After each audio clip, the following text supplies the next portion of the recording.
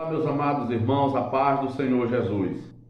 Pois é, estamos voltando aqui, agora trazendo a parte 2 do nosso vídeo, que chegou aí com o tema Casados para Sempre, né? Até que a morte os separe. Como eu prometi, estaria trazendo aí a parte 2.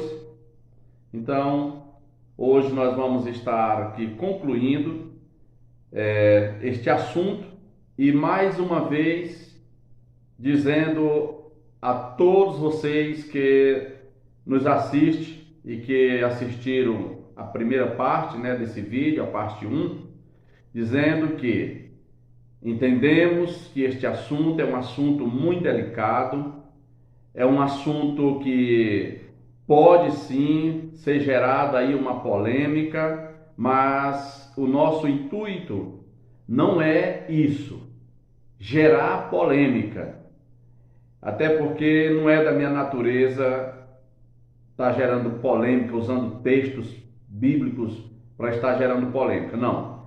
O objetivo aqui, digo mais uma vez, é fazer com que o meu amado irmão, minha amada irmã, nossos amigos, independente de ser cristãos, evangélicos ou não, basta você que tem se disponibilizado aí para assistir esse vídeo, porque o assunto lhe chamou a atenção, lhe interessou. Eu quero dizer, seja bem-vindo a todos vocês e fiquem tranquilos. O propósito aqui não é falar do seu caso especificamente, não é gerar nenhuma situação constrangedora para você que está aí vivendo, né, já tendo contraído aí o segundo casamento, quem sabe, ou está divorciado, mas ainda não casou e fica naquela preocupação se está cometendo pecado porque divorciou, ou se cometerá pecado se contrair um segundo casamento. E algumas pessoas talvez fiquem até preocupado com o peso e a pressão dada por alguém, né? Algumas pessoas que ensinam, algumas pessoas que pregam sobre este assunto, até mesmo líderes religiosos que são muito radicais, e eu acredito que existam pessoas que estejam envolvidos aí nessa situação de divórcio e segundo casamento, outros divorciados, mas ainda não casou porque tem medo e fica aquela preocupação. Às vezes se preocupa mais com a pressão aplicada por líderes radicais. Quando eu digo líderes radicais ou ensinadores radicais, no sentido de líderes que não pensam ou não admitem, não aceitam que haja exceções, pois sabemos que cada caso é um caso, precisa ser analisado com carinho, com muita atenção, com muito cuidado, tá? Então é o seguinte, antes de irmos aqui à leitura de um texto bíblico, para entrarmos no assunto propriamente dito, eu quero deixar esse recado para você, tá? Nosso foco aqui é fazer você compreender, é fazer você abrir aqui a sua mente para compreender, se não tudo, pelo menos um pouco, uma pequena parte, desde que você possa se sentir confortável, independendo se a palavra vai falar profundamente com você e você receba como aplicação na sua vida, ainda que essa palavra ela chegue até você como uma repreensão, ou que chegue a você como um conselho divino, tá? Eu quero te pedir que você se sinta assim, tá ok? Então vamos, antes de lermos, eu quero agradecer as pessoas que estão assistindo este vídeo, têm assistido, pessoas que que já se inscreveram, né? Hoje completamos aí 200 inscritos nesse canal. Eu nunca imaginei que nós fosse chegar a esse número, né, de inscritos.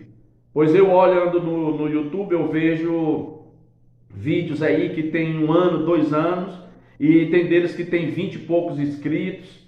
Aliás, nem inscrito, né? Tem 20 e poucas visualizações, 49, sempre é assim. Eu fiquei preocupado, mas ao mesmo tempo me tranquilizei, pois o foco aqui não é ganhar ibope, não é nada. Eu amo pregar a palavra de Deus, eu amo falar do amor de Cristo, e como eu não estou podendo fazer isso em igrejas, fui suspenso, né? Então eu não posso estar pregando em igrejas, principalmente na minha igreja. Aí eu estou me valendo desse meio, né, maravilhoso que é a rede social que nós temos, as redes sociais, para poder interagir com você aí um pouco referente à palavra de Deus. Texto bíblico para a nossa reflexão, né, como entrada aqui da nossa reflexão, a primeira carta de Paulo aos Coríntios, tá? A primeira carta de Paulo aos Coríntios, capítulo 7, versículos do 8, vamos ler poucos versículos, tá? Vamos ler poucos versículos, não vou me alongar muito aqui na questão da leitura de texto, pois também não quero que essa segunda parte desse vídeo também fique muito extensa, tá? Então, o versículo 8 do capítulo 7 de 1 aos Coríntios diz assim: digo, porém, aos solteiros e às viúvas, que lhes é bom se ficarem como eu, mas se não podem conter-se, casem-se, porque é melhor casar do que se abrasar, viu? Porque é melhor casar do que abrasar-se, na verdade. Versículo 10 diz assim: todavia aos casados mando, não eu, mas o Senhor, que a mulher se não aparte do marido. Se, porém, se apartar, que fique sem casar, ou que se reconcilie com o marido, e que o marido não deixe a mulher. Tá? Então, até o versículo 12, do 8 ao 12, vejamos. No versículo 8, temos aqui um recado de Paulo, temos um recado do apóstolo Paulo, e é interessante observar que este recado, esta mensagem de Paulo, ele deixa bem claro, né, bem patente, que especificamente aqui ele se volta para duas classes: solteiros e viúvas. Solteiros e viúvas. E aí diz ele que digo, porém, aos solteiros e às viúvas, que lhes será bom se ficar como eu. E aí você sabe qual era a condição, né, de Paulo em relação a vida que ele levava como servo de Deus, sua vida era exclusivamente para a obra do Senhor. E ele diz que aos solteiros e às viúvas seria muito bom se eles permanecessem como estavam. Quem era solteiro, solteiro, e viúvo, continuasse viúvo. Mas ele, reconhecendo e sabendo das dificuldades, das limitações neste quesito, né? Vou usar aqui essa expressão, da carne. Ele diz: olha, mas se vocês verem que não podem conter-se e correm o risco de se abrasar, de cometer pecados, então façam o seguinte: façam uso daquilo que lhe é por direito. Casem-se. Viúvas, casem-se, é um direito seu. Solteiros, casem-se, é um direito seu. Mas olhe que no versículo 10, aí a coisa já muda um pouco, né? A coisa já muda um pouco. Ele diz assim, no versículo 10, ele diz: todavia, aos casados mando, não eu, mas o Senhor, tá? Todavia, aos casados mando, não eu, mas o Senhor. Aqui ele está dizendo o quê? Olha, eu também tenho uma mensagem aos casados. Essa mensagem não parte de mim, não é algo que eu estou criando, idealizando e vou dizer aqui para vocês. Não, eu vou transmitir algo que é do Senhor. Paulo, ele deixa bem claro, é do Senhor. Eu vou dizer, mas a mensagem é do Senhor. Para os casados, é que a mulher não deixe o marido. Não se afaste do marido.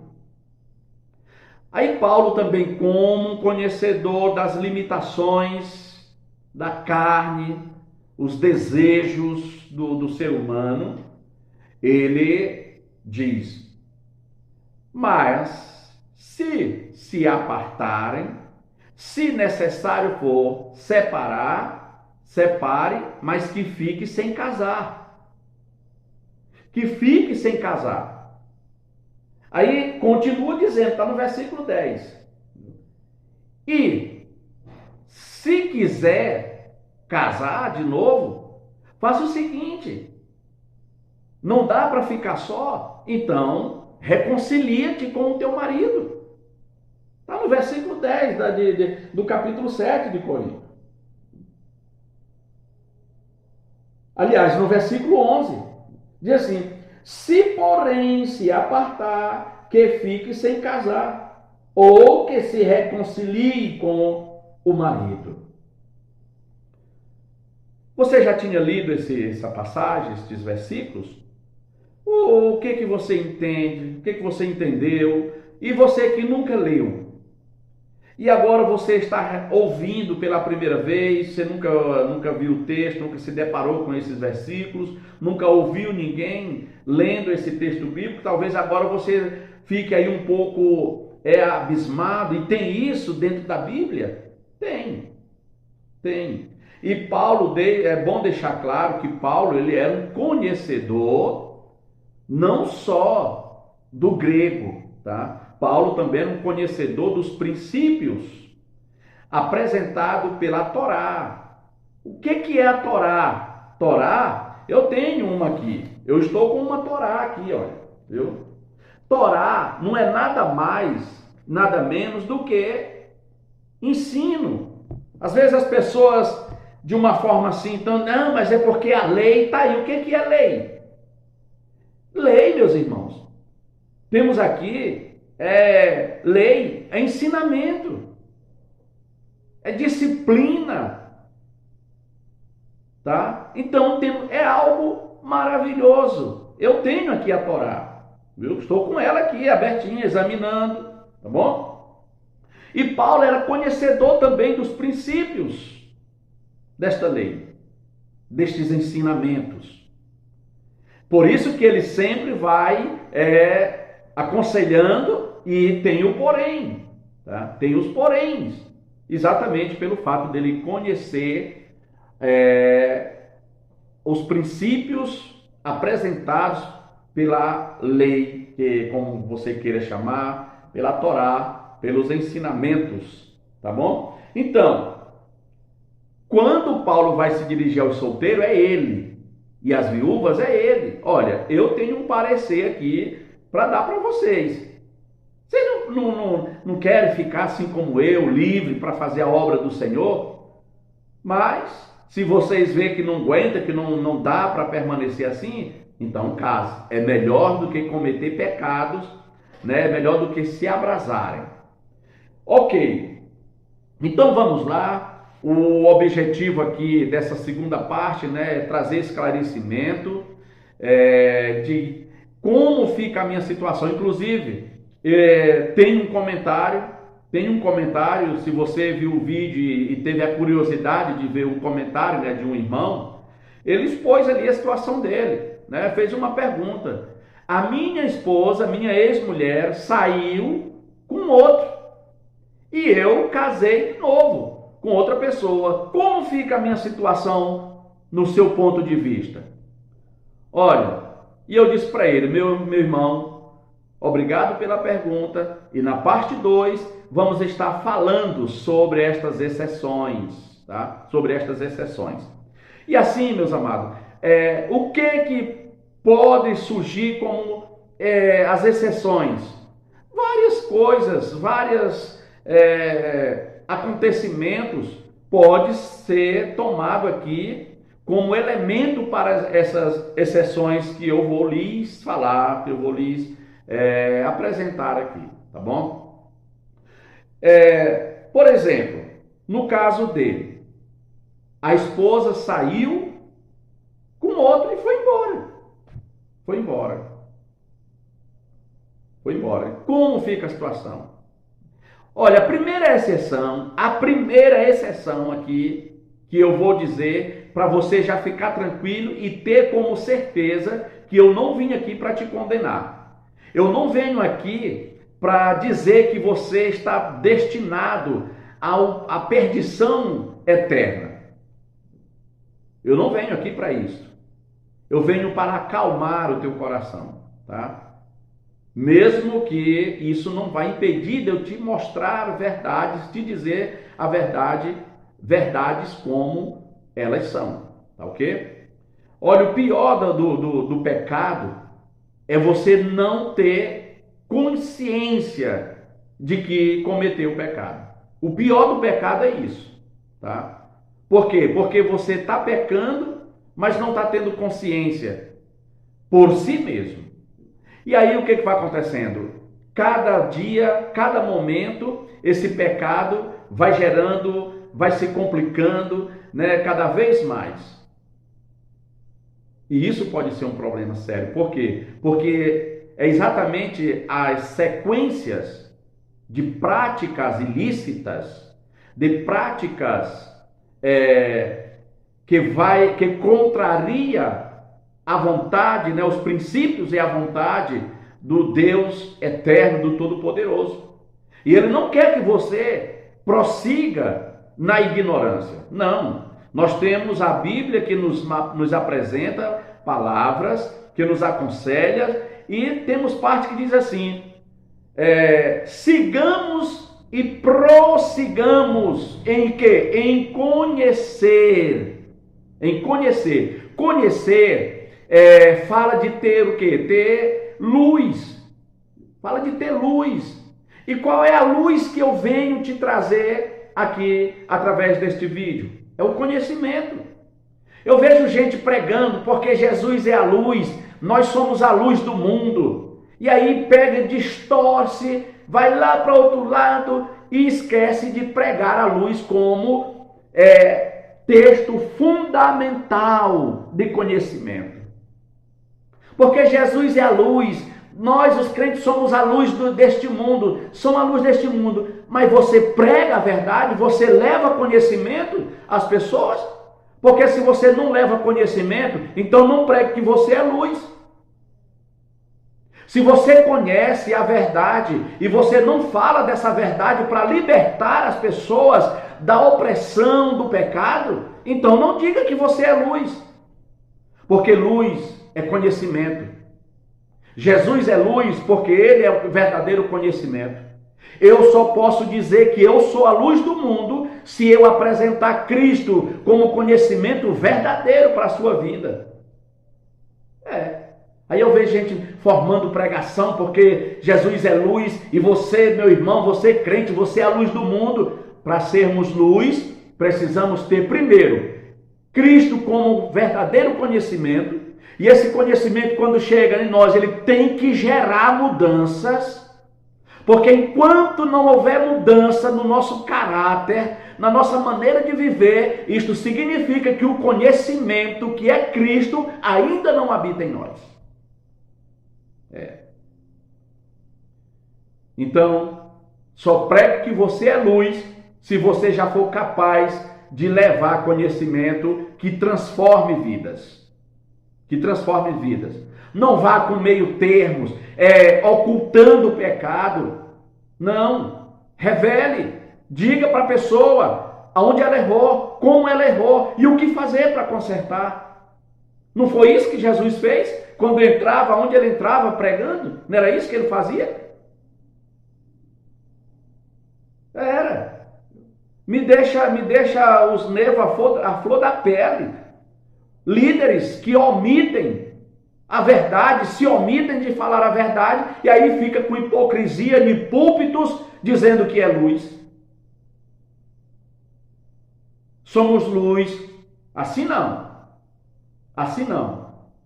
Tá? Então, o que eu venho te trazer aqui para você, eu venho trazer luz. Tá? Te fazer entender. E não importa o teu pecado até hoje, não importa. Se você ignorava, se você não conhecia, não importa. E como eu disse, você pode estar no primeiro, no segundo, no terceiro, até no sexto casamento, como a mulher samaritana. Você lembra? Do caso lá da mulher samaritana? Jesus condenou ela? Nunca me deixaram pregar isso nas igrejas. Aí fica só dizendo, não, porque você fala do segundo casamento, as pessoas assustam, mas nunca me deixaram explicar, esclarecer. Pelo contrário, eu foi chamado para parar de falar sobre isso. E minha cabeça foi para a bandeja por causa disso. Porque comecei a falar sobre essa questão de divórcio e segundo casamento. Minha cabeça foi para a bandeja, que na cabeça de João Batista. Pois é. Mas hoje eu tenho liberdade. E posso chegar até você e dizer para você que o verdadeiro conhecimento que liberta, esse sim é a luz que te faz enxergar adiante, te faz enxergar a volta de ti mesmo e te leva ao reconhecimento de que você pecou. Mas também essa mesma luz é a verdade que liberta.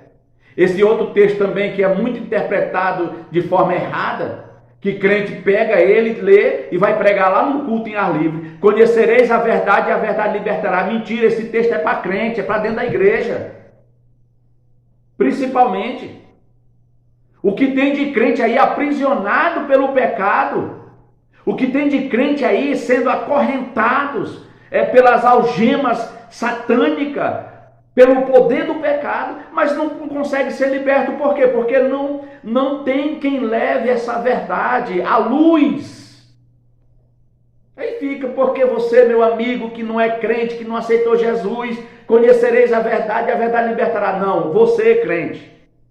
Você, irmão, você, irmã. Você já conheceu a verdade que liberta?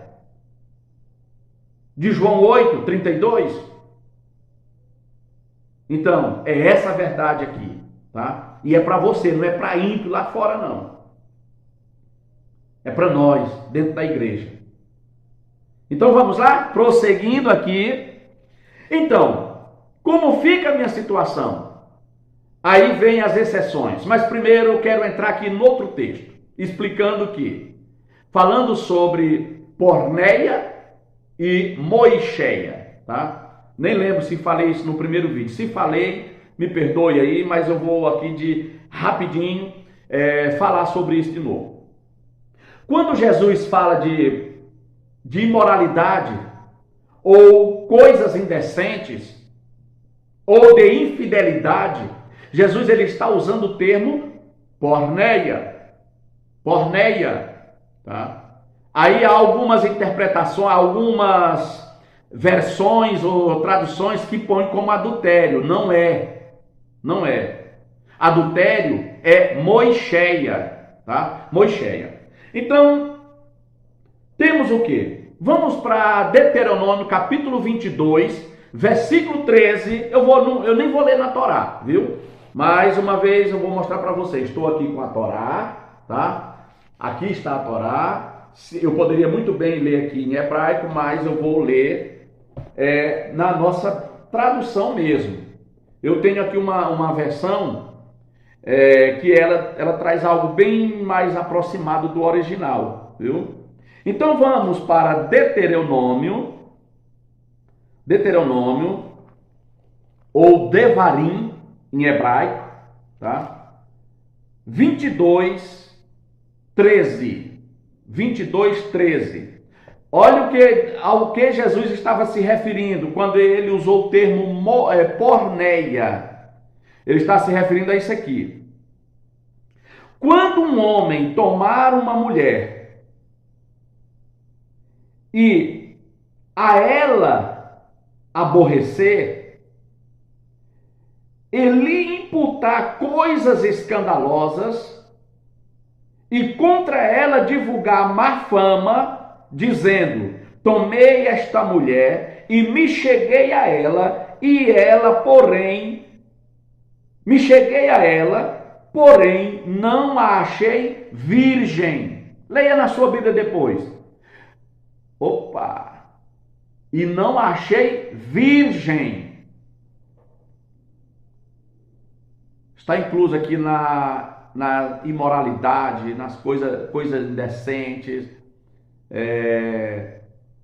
e uma série de coisas, né, indecentes, ilícitas, aí estar aqui.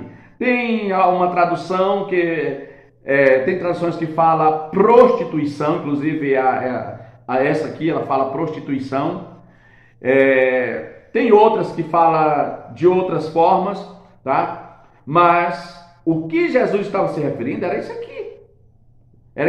Jesus em nenhum momento ele se opôs ao que Moisés escreveu. Não. Lá de Deuteronômio 24, que nós vamos para lá também. Tá? Mas Jesus estava falando exatamente quando ele usa o termo porneia, de onde deriva pornografia, de onde desencadeia uma série de práticas imorais, como eu já disse, não sei se está na primeira parte do vídeo, me perdoe aí, tá? Que entre elas estão um filho deitar com a mulher do seu pai, com a madrasta, está incluso isso aqui, o envolvimento de homens ou mulheres em atos com animais, né? A prática da zoofilia, isso também que está incluso dentro dessa série de práticas imorais, tá? Tio com sobrinha, sobrinho com tia, viu? E outras coisas mais, masturbação, fornicação, todas essas coisas, ok? Então vamos continuar lendo aqui, tá? E não achei virgem. Aí o versículo 15 diz assim: então o pai da moça e a sua mãe, no caso a mãe da moça, tomarão os sinais da virgindade da moça e levar-no-ão para fora aos anciãos da cidade. E o pai da moça dirá aos anciãos: eu dei a minha filha por mulher a este homem, porém ele aborreceu, e disse-lhe,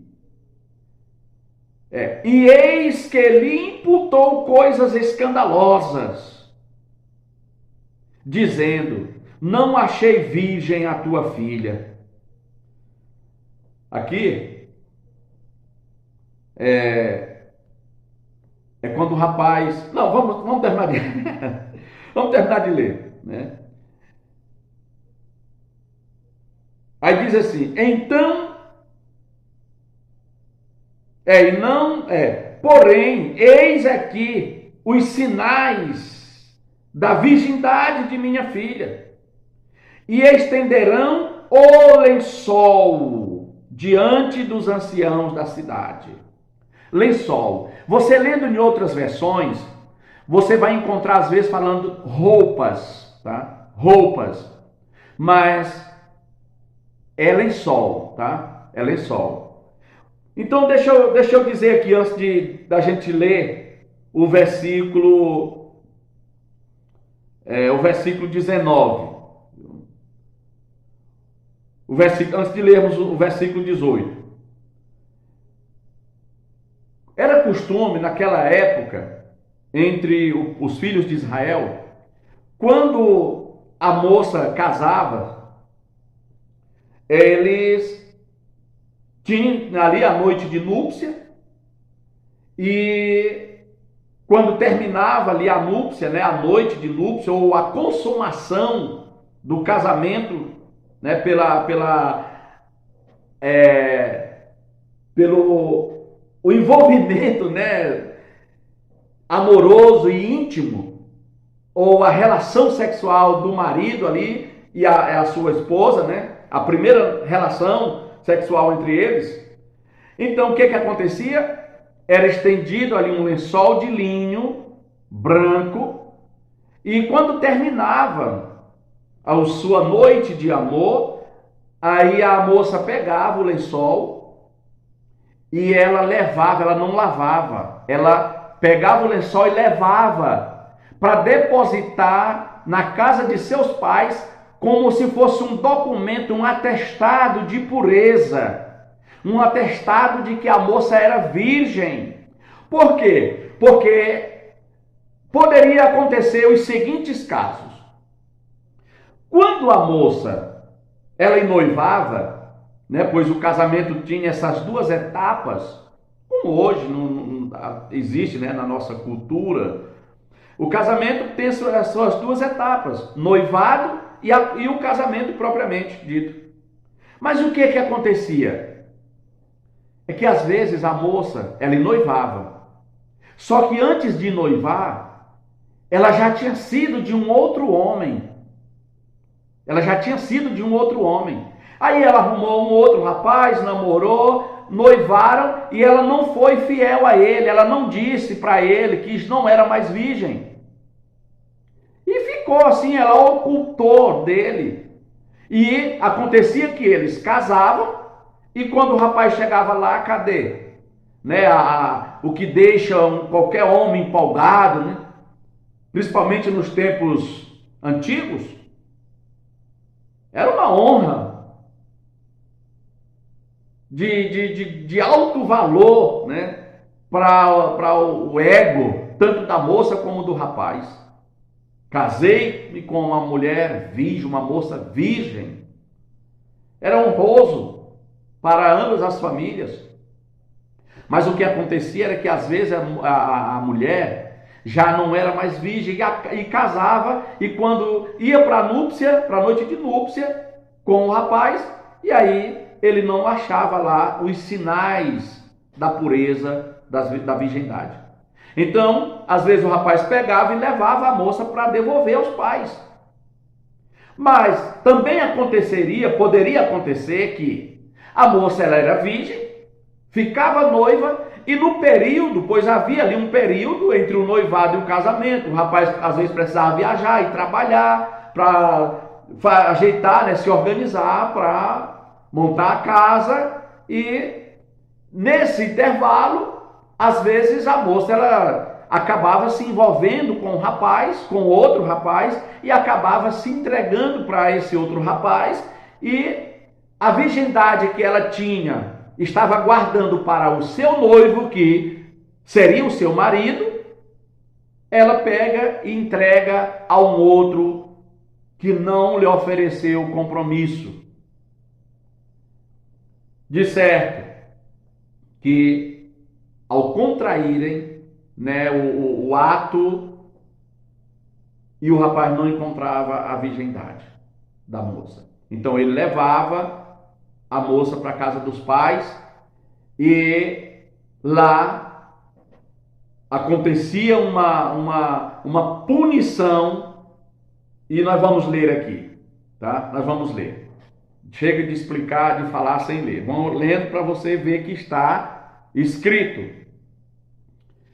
Eu não estou lendo na Torá, viu? Eu quero ler aqui, eu achei que essa Bíblia aqui ela é bem próxima mesmo do original, então já vou lendo aqui já direto no que está traduzido, pois essa Bíblia aqui ela é bem próxima mesmo do original, tá bom?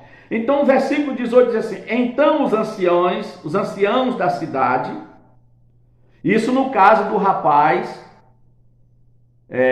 que foi dizer que a moça não era virgem, talvez porque ele viu nela algo que não agradou os olhos dele, alguma coisa, podia ser até um defeito físico que estava oculto por baixo da roupa, e depois ele viu, não gostou e decidiu não ficar com ela, né?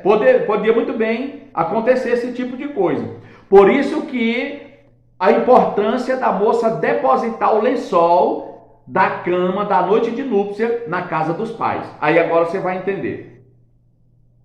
Versículo 18: então os anciãos da mesma cidade tomarão aquele homem e o castigarão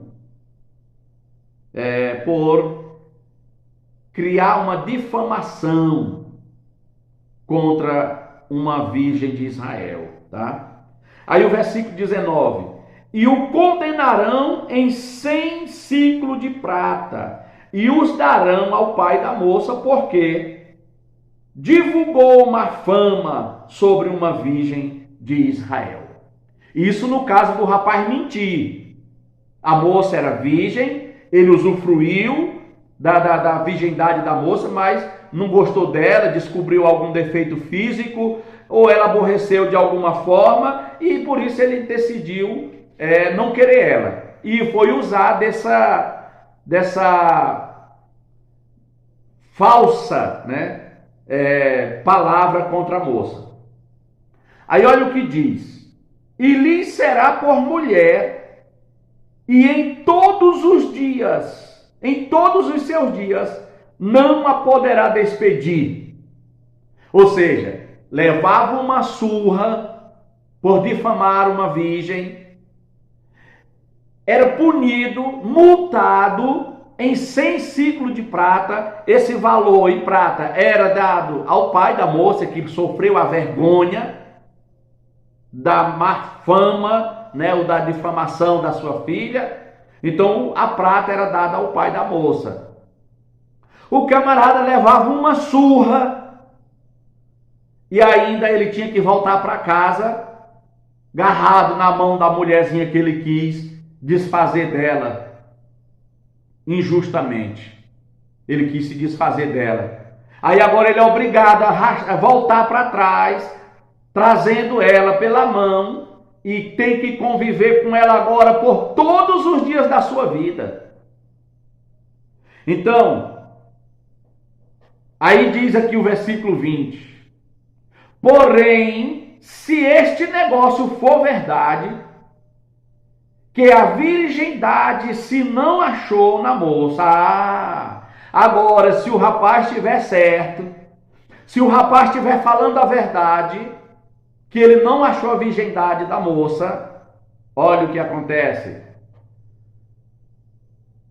Então levarão a moça à porta da casa de seu pai, e os homens da sua cidade apedrejarão com pedras até que morra, pois fez loucura em Israel, prostituindo-se na casa de seu pai.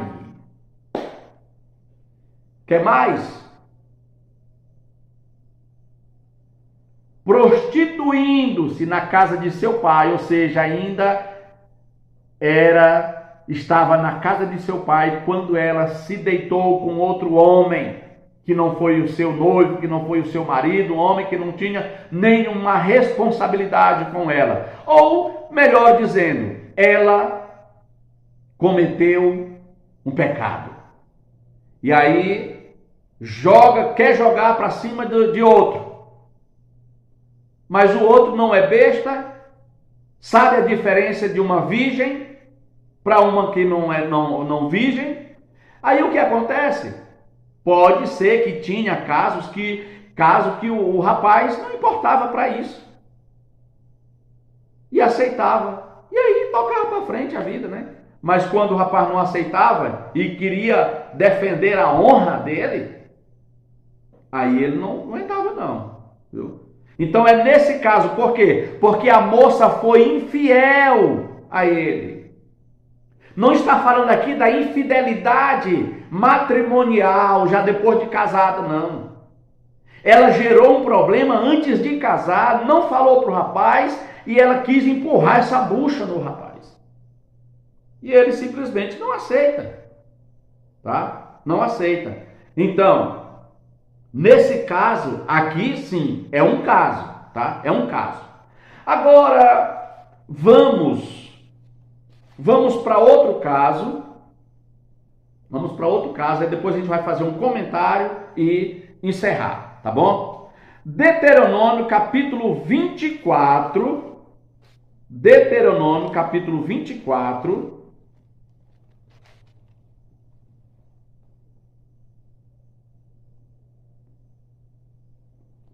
Diz assim, olha, do primeiro versículo diz assim: quando um homem tomar uma mulher e se casar com ela, então será que se não achar graça em seus olhos, por nela achar coisa feia. Aqui não é só que ele, essa mulher não é bonita como eu pensava que não é nesse sentido aí não, viu? Não é nesse sentido não. Tem até gente que diz que é aquela coisa toda, tá? Mas não é só isso não. Não é só isso, tá? Ou melhor, eu vou ler aqui numa versão traduzida, né?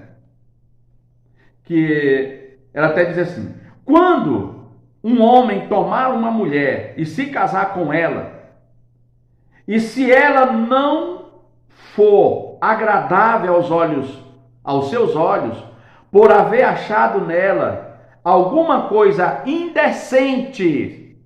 Indecente aqui, essa aqui é uma tradução da Torá, viu? Indecente, ou uma transliteração, viu? Por achar nela uma coisa indecente, escrever-lhe-á uma carta de divórcio e a dará em sua mão e despedirá de sua casa. E tendo ela saído de sua casa, poderá ir e tornar-se mulher de outro homem. E se este último homem dela se aborrecer e lhe escrever uma carta de divórcio e der na sua mão e a despedir de sua casa, ou se esse último homem que a tomou para si por mulher vier a morrer, não poderá seu primeiro marido que a despediu tornar a tomá-la para que seja sua mulher, depois que foi contaminada, pois isso é abominação ou abominável diante do Eterno. Viu? Aqui é Deuteronômio, capítulo 24. Então temos aqui esses dois textos de Deuteronômio. Eu nem vou ler de Levítico, que fala lá também, né, do apedrejamento, da morte por apedrejamento a quem fosse infiel. Agora, meus irmãos, vamos falar um pouco aqui daqueles casos que eu disse que pode sim ter exceção, né? Exceções.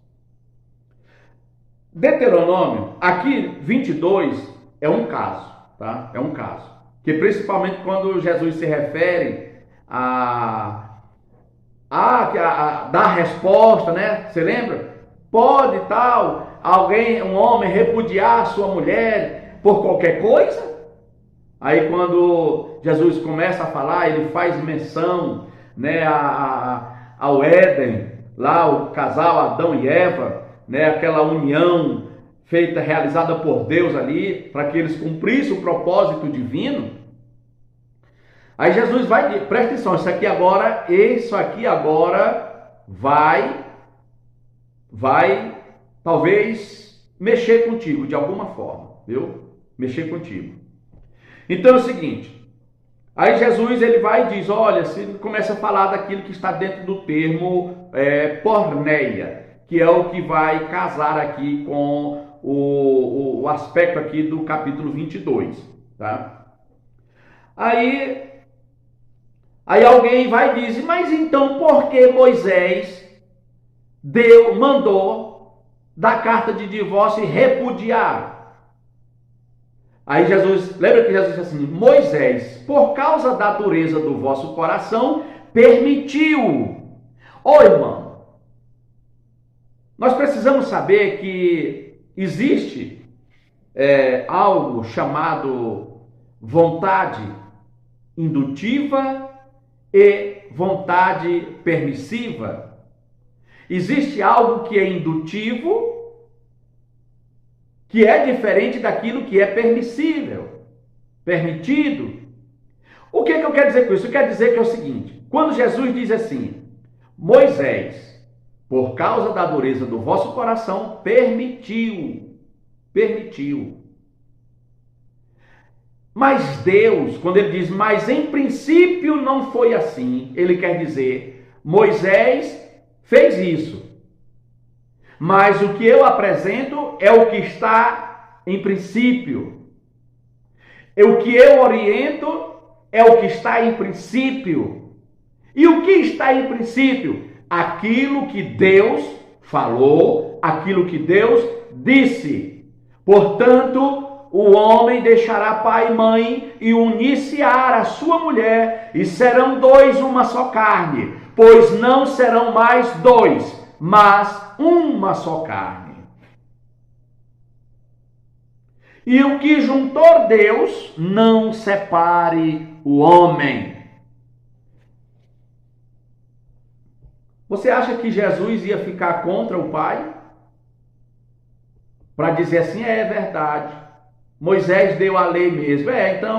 Então pode fazer à vontade, do jeito que Moisés deu. Tá certo. Vocês me convenceram. Vocês me pegaram aqui. Moisés está dizendo isso mesmo. Você acha que Jesus ia ficar contra Deus? Contra o Eterno? Ele não é bobo não, rapaz. Não é não. Até porque se ele fosse ficar contra os princípios morais de seu pai, do Criador, ele não servia para ser o Messias, o Salvador. Ele não servia para ser o Yeshua. Não, ele não ficou contra o seu pai, ele defendeu os princípios do Eterno. Ele não foi discutir com quem questionou ele.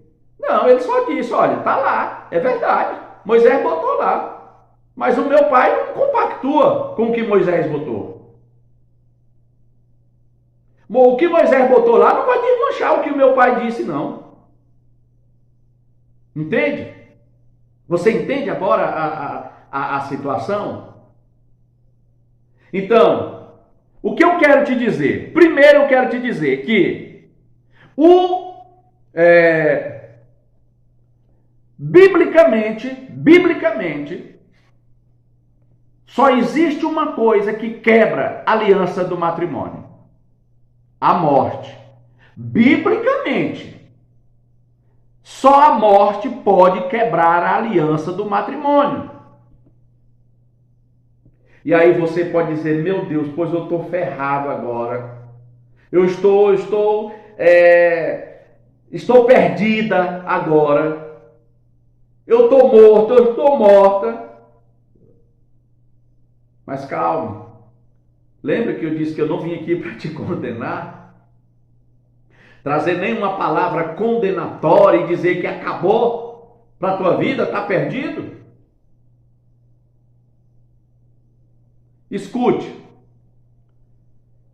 eu digo que, biblicamente, Só a morte quebra a aliança do casamento, do matrimônio. Como eu também digo que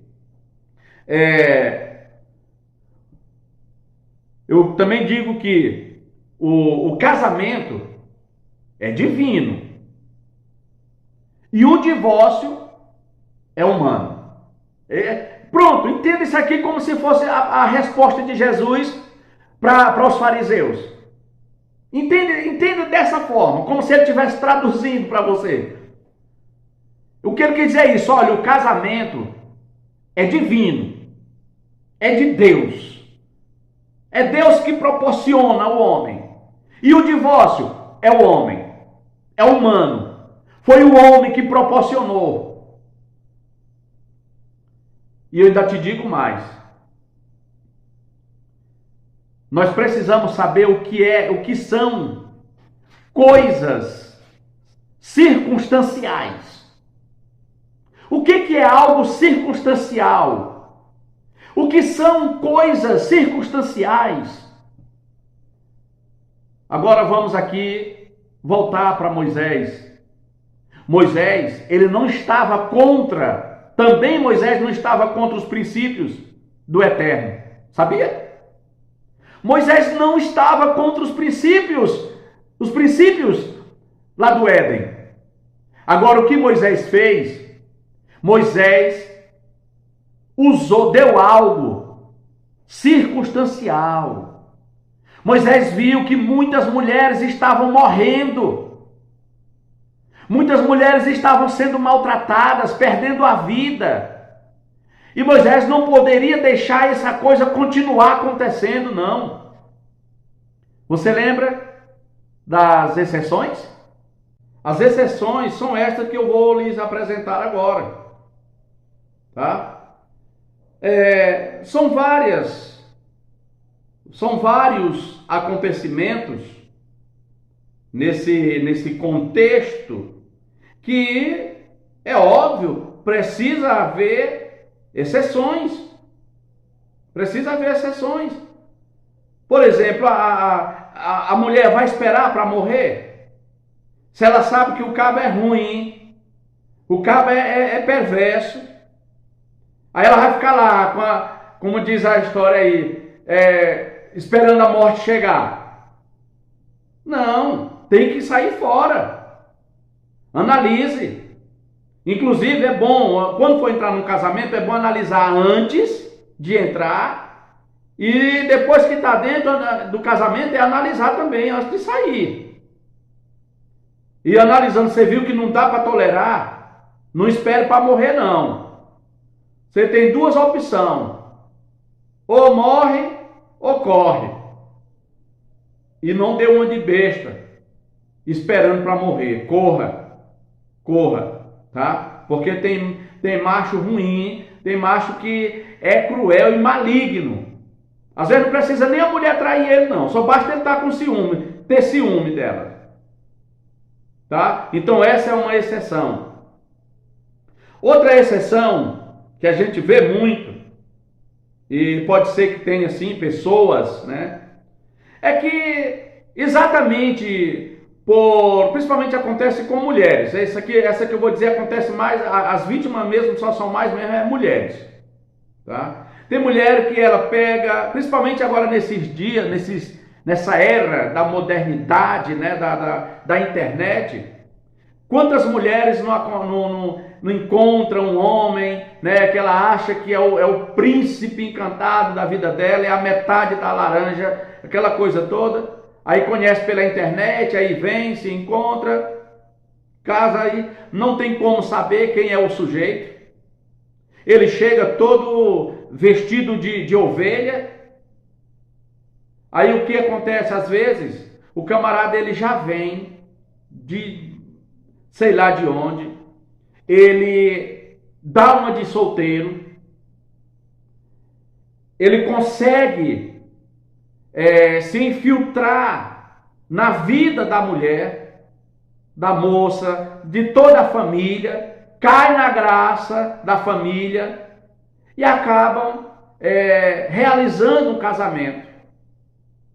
Às vezes o camarada ele já saiu lá da onde Judas perdeu as botas, deixou lá, deixou esposa, deixou filhos, e aí o tempo passa, você sabe que isso acontece. E aí de repente a bomba estoura. Ah, fulano de tal é teu marido? Não, mas ele tem uma mulher em tal lugar, ele tem filhos, ele tem uma outra família. E aí, como vai ficar a situação dessa mulher que foi enganada? Ela foi engoldada aí no golpe do solteirão ou do viúvo. Como fica agora essa mulher? Vai ficar com um homem ele tendo outra família? Não. Pode sim, eu acredito e defendo que deva haver essa exceção, sim. Tá? Deva haver essa exceção. Não podemos ser radicais tanto a ponto de ignorar uma situação tão difícil. Por isso, minha irmã, eu finalizo aqui esse vídeo te dando conselho. Analise com quem você vai decidir passar, né, o resto dos teus dias ao lado dele.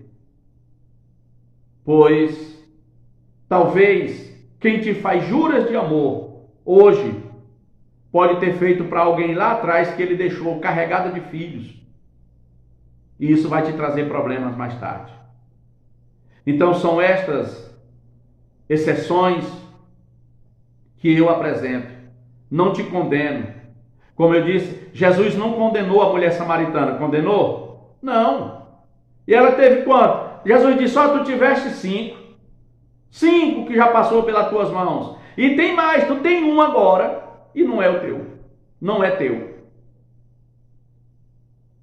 Mas ele não condenou, mas não deixou de aplicar a verdade. O que aconteceu com aquela mulher, se ela continuou com o marido, com o homem que ela convivia ali, não sei, se alguém souber. Então, fica aqui o nosso conselho. Tenha cuidado. Analise. Investigue.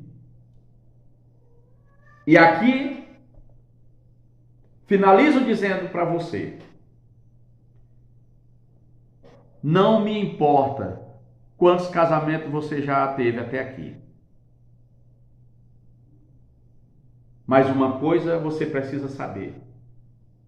Se casou e separou por algum motivo, mas Deus te chamou, te criou para você ter um casamento e que esse casamento precisa ser eterno. Com isso, eu estou dizendo que não importa se é o primeiro, se é o segundo, se é o terceiro ou mais.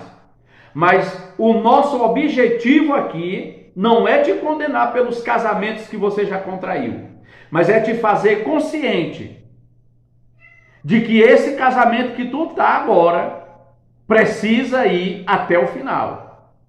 Não desfaça da tua família, da tua segunda família, não desfaça dos teus filhos. Mas reconheça que você cometeu uma falha, cometeu um pecado. Busque o perdão de Deus. E Ele vai te perdoar. Porque Deus é o Deus de perdão. E aprenda a lidar com a situação. Não separe por qualquer motivo, por qualquer coisa, por coisas banais, não. Aprenda a conversar com o teu cônjuge. Aprenda a ver a situação como precisa ser vista e resolvida como precisa ser resolvida, tá? Porque até aqui Deus não te condena, porque o que condena o homem não são os pecados que ele praticou, mas o que condena o homem é a sequência de pecado que ele pratica. Vou só citar aqui aquele texto que diz assim: o que crê e for batizado será salvo, o que não crê, porém, está condenado.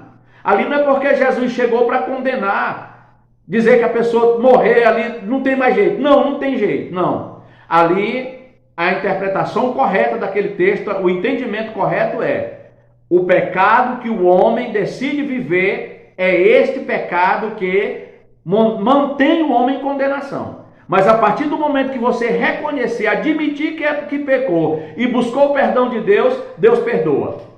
Está no segundo, está no terceiro, está no quarto, está no quinto casamento, reconheça que pecou e busque o perdão de Deus. Não largue o teu cônjuge não e a tua família não. E procure levar uma vida santa diante de Deus. Não é fácil, mas é possível. Nem eu te condeno, faça como Jesus disse para a mulher que foi apanhada no ato de adultério lá, né? Nem nesse caso Jesus disse, nem eu te condeno. Então nem eu, nem a Bíblia, nem eu posso te condenar, porque eu não tenho base concreta para dizer que seu caso não tem mais jeito. Uma coisa eu te digo, tem jeito. Basta você ter humildade. E ao invés de ficar com raiva de mim, porque estou dizendo isso para você, ame essa palavra. E procure a fazer de tudo para manter esse casamento, seja ele qual for. O 2, o 3, o 4, o 5 ou o 6. Faça de tudo. Admita que você provoca o seu cônjuge.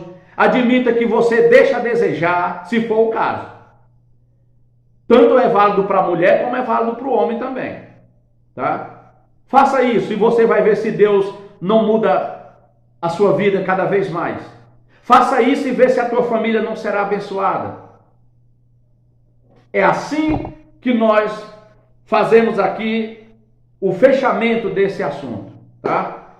Que Deus em Cristo continue abençoando a tua vida. Como eu disse, a intenção aqui não foi gerar polêmica e criar situação, tá bom? Foi tentar esclarecer aqui o máximo para você. E só que eu esqueci de dizer, nestes casos, como eu citei por último aqui, de você foi enganada, tá? Lembra da casa de infidelidade? Pois um camarada que se casa lá fora e vem para cá dar uma de solteiro e te envolveu, depois você descobriu, ele foi infiel a você, ele não foi fiel. Ele não foi fiel. Então, você está livre. Agora, depois disso, faça de tudo para você viver com quem você casou, tá? É divino o casamento. O divórcio é humano, tá? E Deus quer que você prossiga casado, cumprindo o propósito dele. Muito obrigado, que Deus abençoe, até o próximo vídeo. E você que é inscrito, que Deus abençoe, continue assistindo nossos vídeos, deixe o seu joinha, o seu like, comente se quiser e até o próximo vídeo. E você que ainda não é inscrito, se inscreva.